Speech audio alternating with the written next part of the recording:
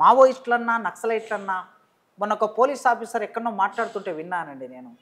Maoist party గురించి మాట్లాడుతున్నారంటే, నిషేధిత పార్టీ గురించి మాట్లాడుతున్నారంటే మీరు కూడా నేరం చేసిన వాళ్ళే అవుతారని మాట్లాడారు. ఆయన అంత పెద్ద పోలీస్ ఆఫీసర్, భారత రాజ్యాంగం తెలిసిన పోలీస్ ఆఫీసర్, రిటైర్డ్ అయిన పోలీస్ ఆఫీసర్, ఎన్నికల్లో పోటీ చేసి ఓడిపోయిన పోలీస్ ఆఫీసర్, ఆయన ఇలా మాట్లాడుతున్నాడు. ఇప్పుడు నేను మాట్లాడేది కూడా ఆయనకు తప్పుగా అనిపించవచ్చు, కానీ సత్యాన్ని మాట్లాడటం అనేది ఎవరికైనా తప్పుగా అనిపిస్తే మనం వెనకంజ వేయాల్సిన అవసరం లేదు.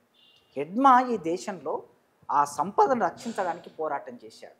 మీరు ఇంత దుర్మార్గుడిగా హిడ్మాని ఎంత ప్రయత్నం చేసి చెప్పాలనుకున్నా, 70 మందిని చంపాడు, 80 మందిని చంపాడు, 20 మందిని చంపాడు అని ఎంత ప్రచారం చేసినా కూడా ఎందుకోసం చంపాడు అనే ప్రశ్న వస్తుంది సహజంగా. అవును, వస్తుంది. ఎందుకోసం చంపాడు హిడ్మా?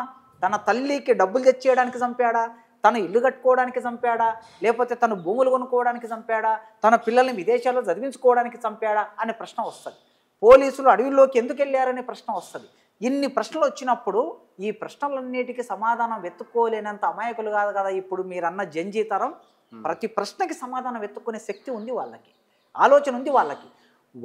వాళ్ళు రోడ్డు మీదకి వచ్చి పాలకులు చేస్తున్న దుర్మార్గానికి వ్యతిరేకంగా పోరాటం చేయకపోవచ్చు, కానీ ఎవరైనా అలాంటి పోరాటం చేస్తే ఆ పోరాటం చేసిన వాళ్ళని ప్రేమించడం అనేది సహజంగా చేస్తారు.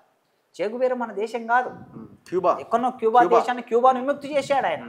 వెనిజులాలో పోరాటం చేశాడు. అన్ని చోట్ల అడవుల్లో ఉండి పోరాటం చేసి ఆ దేశాలకు స్వాతంత్రం తెచ్చిపెట్టినటువంటి వ్యక్తిని మన యువతరము ఎదల మీద బొమ్మ వేసుకొని, ఈడ బాడీ మీద బొమ్మ వేసుకొని, వీపు మీద బొమ్మ వేసుకొని, టీషర్ట్ల మీద బొమ్మలు వేసుకొని ప్రేమిస్తున్నాం. మనం ప్రజల కోసం పనిచేశాడు కనుక ప్రేమిస్తున్నాం. ఆ విధంగానే హెడ్మాని ఈ దేశ ప్రజల కోసం పనిచేశాడు, ఈ దేశం కోసమే ఒరిగిపోయాడని ఈ దేశ యువతరం భావిస్తుంది. అలా భావించడం తప్పు కాదు.